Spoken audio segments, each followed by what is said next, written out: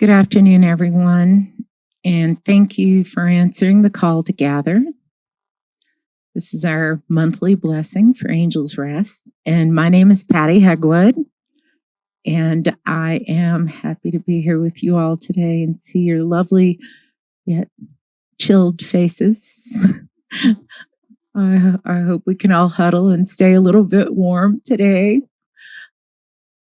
I'm going to start off with a poem and then just a brief message. And then you'll be hearing from Josh and Jess, and Tom, and Byron. And of course, if any of you would like to say something, we will ask you to come up at a certain point. Okay? So I pick out new poems every blessing, and I usually do it very organically. Something has to speak to me. And this is by Morgan Harper Nichols. When you start to feel like things should have been better this year, remember the mountains and the valleys that got you here. They are not accidents, and those moments aren't in vain. You're not the same. You have grown, and you are growing. You are breathing, and you are living. You are wrapped in endless, boundless grace, and things will get better. There is more to you than yesterday. This is a really interesting time of year when we think about the loves and the losses we've had throughout the year. There's something about the impending holidays and the turn of the seasons that bring us into a special contemplative space. And we have a lot of visual and even our sense of smell, all those cues come into place. And even when we look at Halloween decorations or Thanksgiving decorations and the upcoming holidays, it does turn our mind to think about those who've touched our hearts. There's something about anniversaries. And I want you to also think about, whether you are, what is your culture in your family? How do you honor those who have gone on before us? Or you have special religious holidays.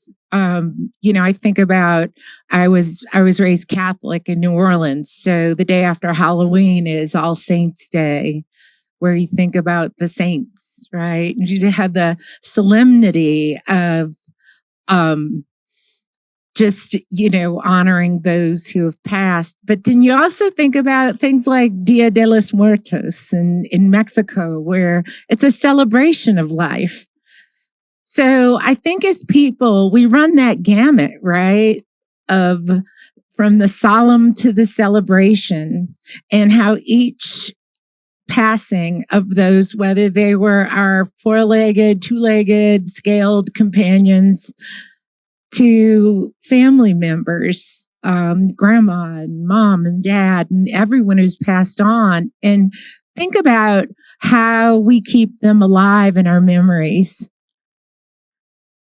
Sometimes it's really hard on us to see photos or to see mementos left behind, but I also want you to think about all the good things too, and how all those wonderful memories come to life for us as we do celebrate their lives. And I just want to leave you with that for today. As we talk about the animals who have graced our presence here at Best Friends, a lot of them are reminders of the animals out there, their individual lives, and how that individual life truly matters. Some of them are ambassadors, right? They're ambassadors for the cause. They've helped change our mind to how we can help those out there, and how and they're representative of those who are yet to be rescued. And I'm so grateful for you all to be here with us today as we honor these lives. and your life-saving help and support and work as we go forward. So thank you. And I'm going to turn it over to Josh.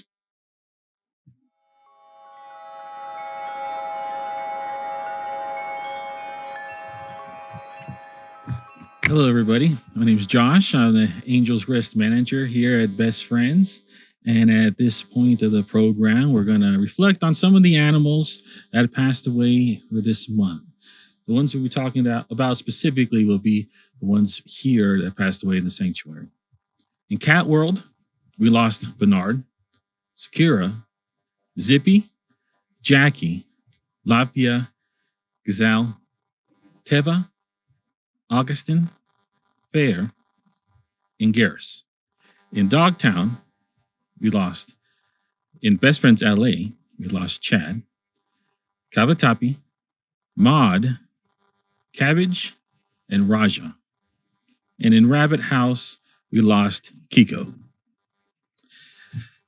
Now, there were many tributes sent in for this month, so thank you all for sending those in. We'll begin with Sarah and Hillary, Freddie Jarvis, Jack, Dexy, Ava and Harrison, Niblet, Amy, Dirks, Toka, Sandy Misiato, Lucy and Pepper, George and Gracie, Willow, Timmy, Spotty, Snowflake, Tiger Lily, Tabby, Pumpkin, Red, Marley, Ramona, Mommy, Hercules, Romeo, Rambo, and Smokey. Also, Brownie and Coconut. Also lost Cobra, Frito, Fritz, Murphy, Bow, Kitty, McGill, Miles, Enzo, Chance, Little Bit, Junior, Coco, Lucky, Emma, Skeeter, Daisy, Barry, Ginger, Zoe Argo, Mozart, and Freckles. We've also lost Smokey, Samantha, Sparky, Abby, Ben and Max, Craig, Mystery Story, Tram Stroker, Nora and Dolly Cup, Ike and Mammy, Gunny Bailey, Brownie and Moose, Windy Beatty, Marshall, Amy and Trubs, Rex Tucker, Sissy, Sydney, Brody, Marcus, Pierre, Brownie, and Bandit, Baby Zoe and Cassie, Smokey, Dusty, Missy, Ziggy, and Spike, Lucky, Max and Thalrina, Samson and Wingnut, Purvis, Arthur, Gwen, Tristan, Lindy, Hunter, Sarah and Hillary,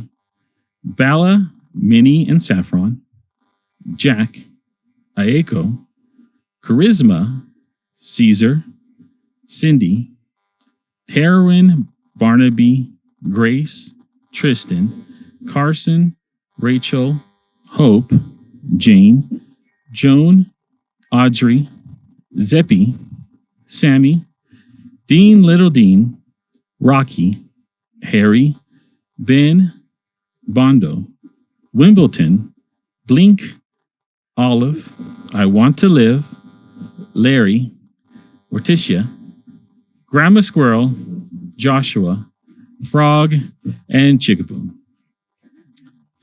This other list we have right here are from the tributes that were sent in from attendees that are here today.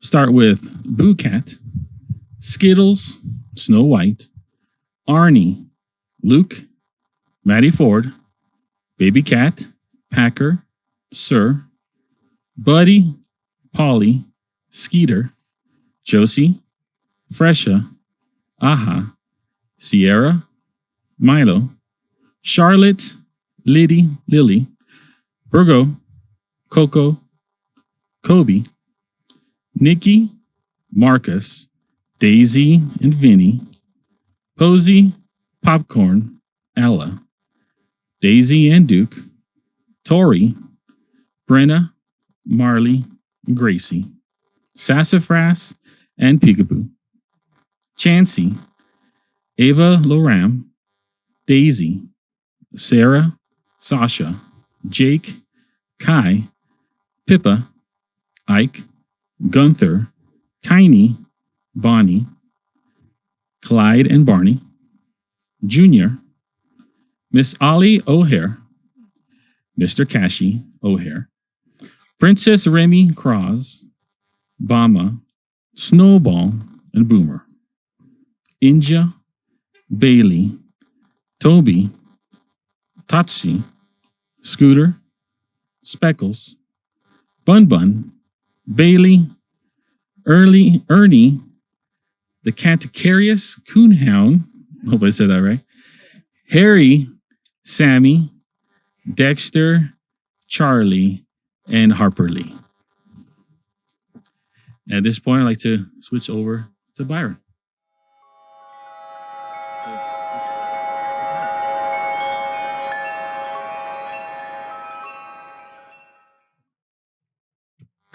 Hi, everybody. I'm Byron. I'm one of the caretakers here at Angel's Rest. And we've had some stories that people have sent in, so I'm just going to read those for them. Alicia wrote to us about her cat Niblet, or Nibby. Nibby was the greatest gift ever sent to me. She was on my front porch. I was on my front porch feeding strays when I looked up and there was this black ball of fur running toward me. I thought he was hungry, but it turned out he had chosen me to be his mom, and he jumped into my arms and my heart. He had a very short and wide tail, which made him extra adorable and unique. For 16 years, Nibby and I were best friends. He was my baby boy and my guardian angel. On August 15th, 2022, at the age 17, Niblet passed away in his sleep. It had completely broken my heart not to have a fur baby in my arms or in my lap. Susan sent us about Cheetah. He passed away in my arms on 9/18/22. He has crossed the Rainbow Bridge and is playing with his sisters, Lily and Angel, and his cousins. I sent a card in just recently for Lily and Angel, and I never thought I would have to send one in for Cheetah. He had cancer and heart failure that came suddenly. I always took good care of him and brought him to the vet. He was a rescue from the New York City with Greenpoint cats, and he was around 12 to 14 years old, and I had the chance to love him for almost 3 years. I am beyond heartbroken. I feel as though I will never love again, but I know I will get another cat soon. I think we can all relate with that one. Carol lost her darling. She writes, "Darling, you were my happiness, my reason to laugh, and my smile. I love you always and forever." And then Diana lost her baby. Baby was a stray that we found when I was 12. My mom opened the door in a parking lot and said, "Come on, baby," and she hopped right in, and that's how she got her name. She quickly became my best friend. She slept with me, ate with me, sat with me, and when I started driving, she knew when I got the keys to start doing the dance at the door. I had her through school, marriage, and pregnancy with my first son. She was a dear and sweet Chihuahua, and I still miss her to this day. I never got to let another animal until my daughter got her granddog, Bella Marie. And now we'd like to give a chance to some of the caretakers here to also express some stories about the animals here at the sanctuary.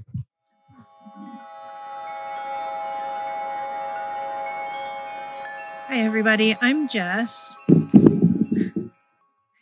and I work in Dogtown. I'd like to talk about a few of the dogs Josh mentioned.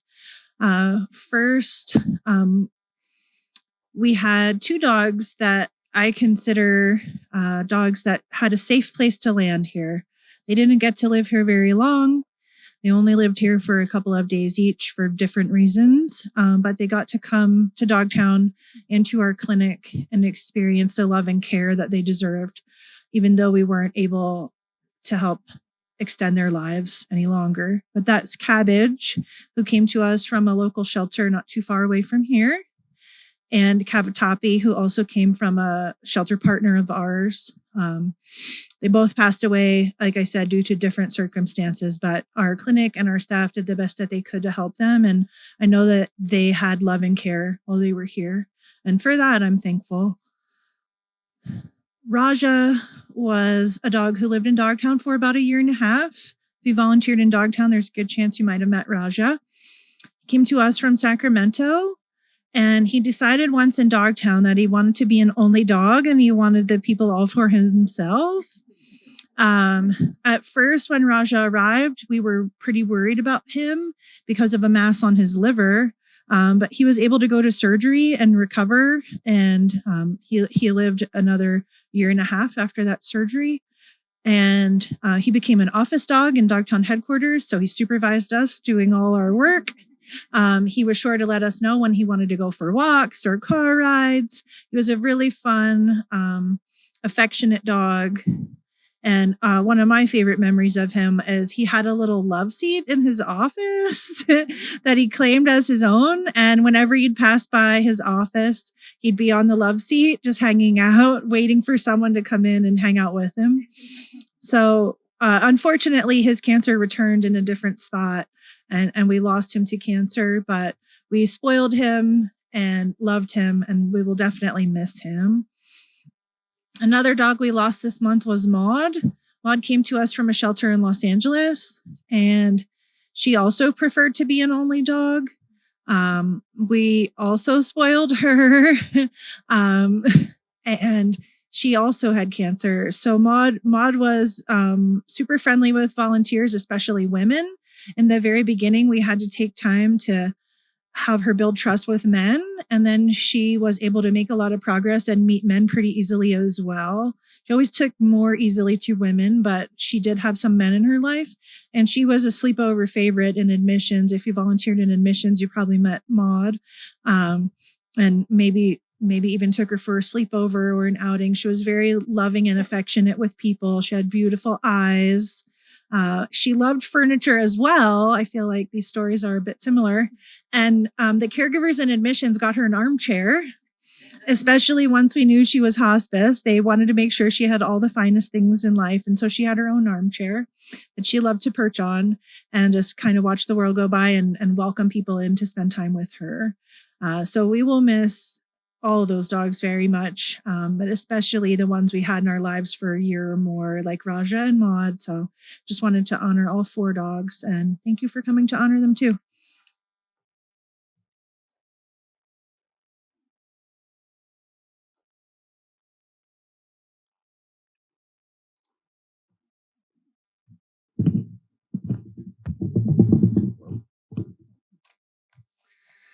Hi, my name's Tom. I'm a caregiver in Dogtown. I've worked for Best Friends for 12 and a half years as a caregiver. I'd like to take a couple minutes and remember a couple of 2 dogs in particular that are not in the program tonight. And I personally have not been able to attend these blessings for a few months. And so I haven't had a chance to say anything about these 2 dogs. The first dog's name is Riddle. Now, Riddle was a dog that lived here in Dogtown 8 or 9 years ago. And I was Riddle's caregiver for some period of time. Riddle was an enigma, folks. Riddle was one of those shy dogs who does not show you his personality, does not show you what he's thinking until you've left the room. And then his personality comes out and he does all kinds of crazy things. So we had a volunteer named Bill from Arizona that came to the area that Riddle lived in, and I was working there. And Bill spent a good couple of days volunteering with me, and somehow Bill could not get Riddle out of his mind. And Bill and his wife came back. Bill, I think his wife's name is Mary. Bill and Mary came back to adopt Riddle, and they took him to their home in Arizona. They changed Riddle's name to Ridley, close. And Ridley passed away in July of this year. So I just would like to quickly read what Bill had written in as a memory of Riddle or Ridley. I am so sorry to let you know that yesterday Mr. Ridley crossed over the Rainbow Bridge. He took my heart, which was always his, with him. I am truly heartbroken and will be for some time. We found out Ridley was diabetic in April, so we started daily insulin shots and things were fine for a while. Then last week, Ridley stopped eating and barely drinking. In short, his red blood cell count was low and he was bleeding internally. It pained me to see him suffer. I feel fantastic. I was a big part of Ridley's life, but so saddened my time with Ridley was a short 8 years. He was the best dog I've ever known because he was so different than any other dog I've known. He never barked, never begged at the dinner table, never chased a ball or wanted to go swimming. He just wanted peace, quiet, and to be loved. Ridley traveled cross country many times in our motorhome, and he did love the rides. Apologies for my rant. I just want to tell everyone what a great friend he turned out to be. It's been said before, I'm not sure who rescued who. And that's from Bill. Thank you, Bill. I'm going to see if I can do this. I'd also like to remember a dog named Johnny. I don't have anything written about Johnny, so I'm just going to try to scratch a few words together and see if I can describe Johnny to you. Johnny was a dog from our Best Friends Los Angeles facility. It can be difficult to live in that environment where the dogs are all so close and they don't have as much space as we do here in Dogtown. So Johnny was prone to overexcitement, and he would get over threshold pretty easily in that high anxiety and high excitement environment. Now, to picture Johnny, he was about 90 pounds. My best guess would be Mastiff Pity mix, but if you can picture a manatee with 4 legs on it, that's kind of what Johnny looked like. Johnny, because of his ability to get easily over threshold, when we had room in Dogtown, Johnny was chosen as one of the dogs to come live at the sanctuary. And he really enjoyed it, and he really made the most of that. Johnny arrived in March of 2019. He came immediately to the area in Dogtown that I was working in, and I was a caregiver. And we were told ahead of time that Johnny had these excitement issues, that he was easily stimulated, that he was easily gotten over threshold, and that he could turn and redirect on his caregivers and on his handlers, which simply means he could get mouthy, grab your clothing, bite your fingers, things like that, because his mind was easily excited. So we knew that about Johnny when he arrived, and we took our time feeding Johnny and meeting Johnny and building relationships with Johnny. And I remember it was probably a week or so later after Johnny had arrived, and I had pretty well established my relationship with him. I thought I would send a little video to the people in Los Angeles who knew Johnny, his former caregivers. So I went into Johnny's run and I decided to play fetch with him. I had my phone and I was videoing me playing fetch with Johnny. And there's Johnny getting the ball, and there's Johnny bringing it back to me, and I could trade Johnny a treat for it. And the second time I threw the ball, Johnny grabbed it and he came charging back at me 100 miles an hour. And all you see on the video is the camera angle going from Johnny to the ground, to the air, as he knocked me down on my butt. That's one of my favorite memories of Johnny. Johnny battled some medical issues when he was here. He was prone to allergies. In fact, we had an allergy panel sent out to the lab, and when the paperwork came back, every single box was checked. Johnny was allergic to almost everything in this environment, including juniper bushes and including some food proteins. And his allergies manifested themselves in scabby spots that would grow on his coat. Johnny also had those behavior issues, which I mentioned about easily getting overexcited. So we tried to manage that with some behavior medications, and it worked pretty well. We also did a lot of brain work with Johnny. We taught him to go to his place for feeding. We taught him to stay in his place and be calm for harnessing. When we took Johnny on walks, he would often stall, and so we would have to take some treats along with us and lure him along. Or as many people have witnessed Johnny stalling, we would have to call our coworker to get the golf cart and come get Johnny and Uber him back to his run. Eventually, Johnny's medical issues caught up with him. And about a month ago, he had developed a severe case of infectious disease. We were treating it with some steroid medications, which helped it, but the steroid medications were suppressing his immune system. And we knew that as soon as we stopped the steroid medications, that this disease would come back. Our clinic tried valiantly to treat it. We tried everything we could do to help him. But in the end, he was suffering and he was in pain. And we had to help him. We had to help him. So we helped him across the Rainbow Bridge. And I think after 3.5 years of being Johnny's caregiver, what I would say from a caregiver standpoint is that it's a really heartbreaking end to Johnny's time here in Dogtown. But as caregivers, we know there are more dogs to take care of. We know there are more lives to save. We know there are more dogs who are coming here with behavioral challenges and medical challenges, and we want to be able to help them too. So I'm honored to have been part of Johnny's life. I love that big dog. And I will never forget his relationship with me. Thanks for listening.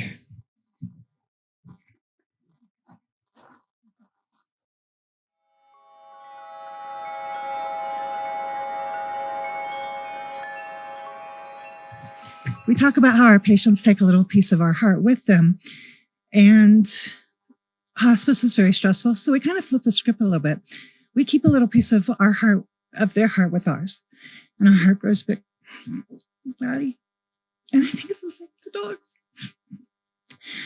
But there's a saying, and it says, the soul would never have rainbows if there were tears. I think that applies here too. Thank you.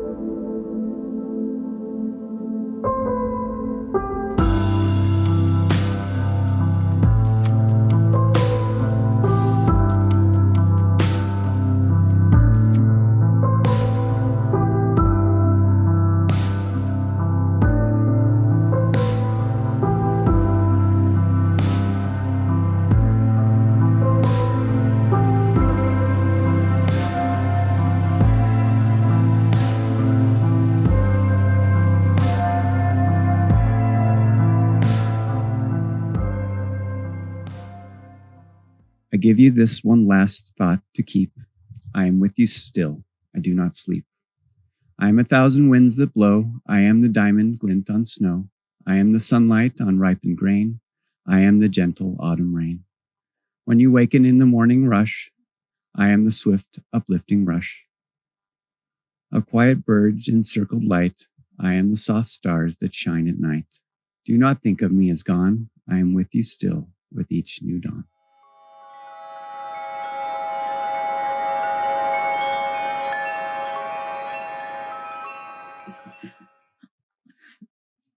What an amazing time. Did you take note of all the dancing wind chimes? It go right through you. Yeah. I want to talk a little bit, and we'll close out in just a moment so everyone can thaw out. But bravery. It takes a very brave heart to love anyone that death can touch. Think about that. A lot of brave souls here. Grief is the price we pay, right, for having loved.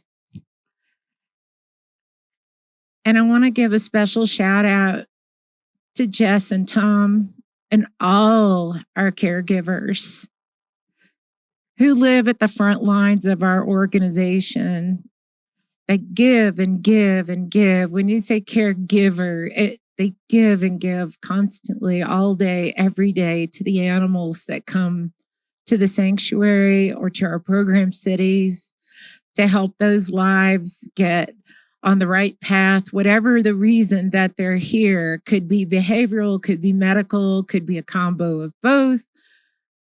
Could just be that it was an overrun shelter and they just needed some help getting on their feet, and they didn't want to have to make those decisions, and we were able to help them.